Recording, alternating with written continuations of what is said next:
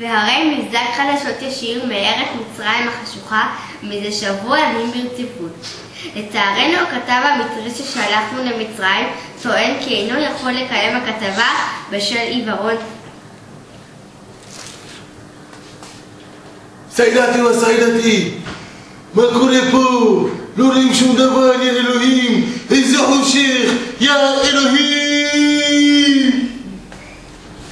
תופעה לא רגילה התגלתה במצרים שקשה להסבירה. המצרים כולם לוקים בעיוורון מוחלט. למרות שהאורות דולקים והחשמל זורם, אינם מצליחים לראות דבר. המצרים טוענים גם שאינם יכולים לזוז. אלה שעומדים אינם יכולים לשבת, ואלו שיושבים אינם יכולים לעמוד. נמצאים הרבה מצרים שלא הצליחו לשרוד ומתו. הפלא ופלא, לעומתם היהודים הנמצאים במצרים טוענים שרואים הכל, ושעיניהם מוארות יותר מתמיד. המצלמה קלטה יהודים שמנצלים ההזדמנות ולוקחים שלל רב מהמצרים.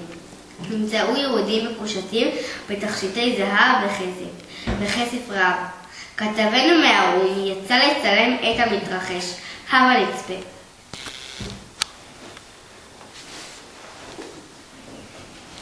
תראה את המקרה הזה, נפל ומת, עוד אחד שלא רעד. לא עוד אחד, ואחת אחד.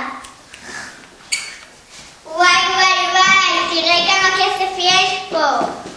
מי זה אחד לאמא שלי? מי זה אחד שלי? זה יהיה לאמא שלי. אבל אסור לנו לגנוב. אחרי כל הזמן שעבדנו קשה, זה השכר שהשם נותן לנו.